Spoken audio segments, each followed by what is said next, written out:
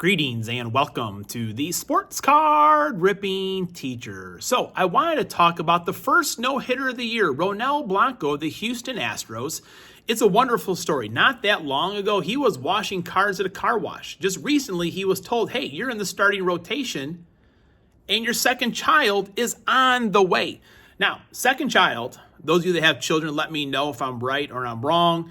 Being a parent, parenting is difficult every day. You do the best that you can, you learn from things, but at least the second born child, that period's a little bit easier. My first, when Graham was born, I was out of sorts for like 2 weeks. I mean, you know that I'm a person of routines, and you're definitely out of your routines, caring for your first child and also helping your wife as well with whatever she needed. Now, here's the pro tip. Here's what saved me. When I would go grocery shopping, I would forget something on purpose, something we needed, something like, eggs or milk that we had to have. So I had to do a return trip to the grocery store later that day or the next day just for like 30 minutes of sanity, maybe get a coffee or something like that, because it is all hands on deck. And while your wife is recovering, it's our job to do a lot of those things. So it definitely saved me. So if you need to use that, go ahead. That's a pro tip. But I really want to talk about, an hour ago, I received an update on my phone. Stefon Diggs has been traded to the Houston Texans. So what do you think about that? Let me know in the comments. I think that's big time for the Houston Texans. It seems like for the past couple of years in the offseason, we always had these reports that Stefon Diggs wanted to be traded, doesn't like Josh Allen. And then a couple weeks later, it came out, oh, no, we're good, we're one big family. So things have finally come to fruition here. Stefon Diggs is no longer a Bill. All right, so class is in session. Today is April 3rd. It's lesson 143. And today it goes out to a Green Bay Packer. He was number 43. He played during the years of Curly Lambeau. And that would be Charles Goldenberg. You probably say, well, what does he have to do with anything? You know how I love nicknames. And his nickname was Buckets. And he's quite the player.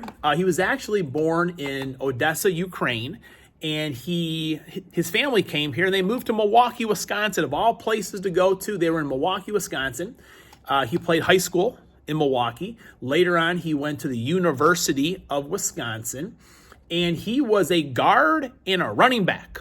A guard and a running back. Would you ever see that now?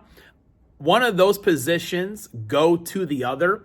But as I'm looking at his stats here from 1933 to about 1937, he was usually rushing the ball, some receptions as well. After that, he was specifically a guard, but he also played a lot of defense.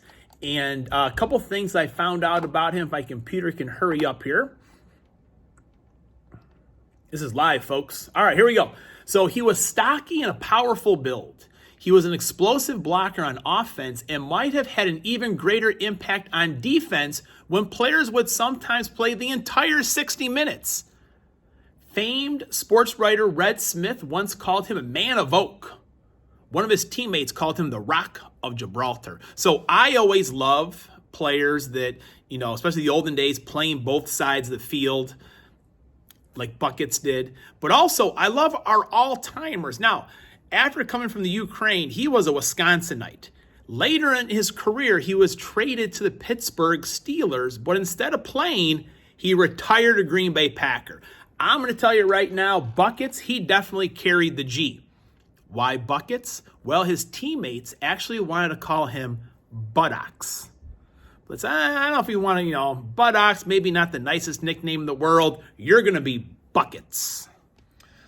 So that was kind of my Paul Harvey moment there with Charles Buckets Goldenberg. Now you know the rest of the story, folks. All right, if you're not already done so, go ahead, watch our video from Monday.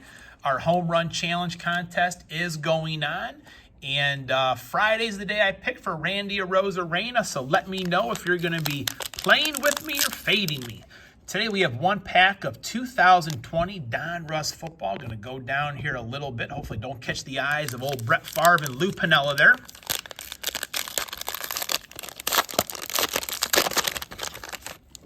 some pretty nice cards out of here so far. Let's see what today brings. Aaron Donald, the retired Aaron Donald. Max Crosby, starting off hot on defense. Corey Littleton. DJ Chark. We got to twist them around here. Oh, the kids are going to like this one. A DJ Moore. They love collecting DJ Moore now. Jack Doyle. Tremaine Edmonds. Darius Leonard. Shout out to Matty Ice there. Bradley Chubb, Emmitt Smith, shout out to 3 good nerds. Justin, let me know. I got a little package ready for. I had a little bet with him about Josh Young going 0 for 4 on opening day. He did not. So if you want this one in your collection, let me know. Myles Garrett, we had his patch the other day. Austin Hooper.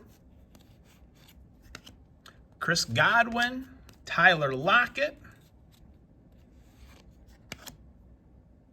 Deontay Harris. Jerry Rice, one of the all-time greats right there, Jerry Rice. Drew Brees, getting to our press proofs here right now. Getting excited for tomorrow. We're going to open up some Bowman U, looking for the draft here, the NFL draft coming up pretty soon. Derrick Henry, beast. TJ Watt. For a reason, I can read the TJ Watt one clearly. That blue foil looks right there. We know my wife loves J.J. Watt. Oh, Graham's going to like this one. Also, shout out to the Tasmanian Devil, Carter. He loves himself some Cincinnati Bengals. There's a T. Higgins rated rookie card right there. Oh, man. Oh, man. All right, Spine Ticks. I'm on green right here. I'm going to have to shout him out. Power Formulas. Man, I'm on green. He was a beast.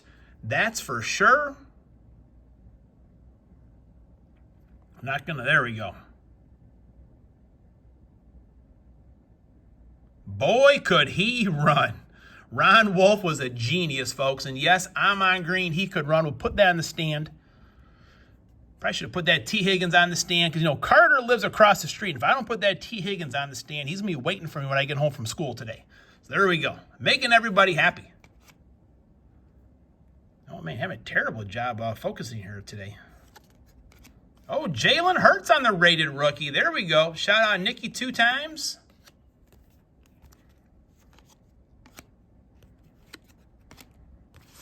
All right, not too bad. All right, we turned it back around here, folks. Now, at our school, it's our standardized testing is going on now.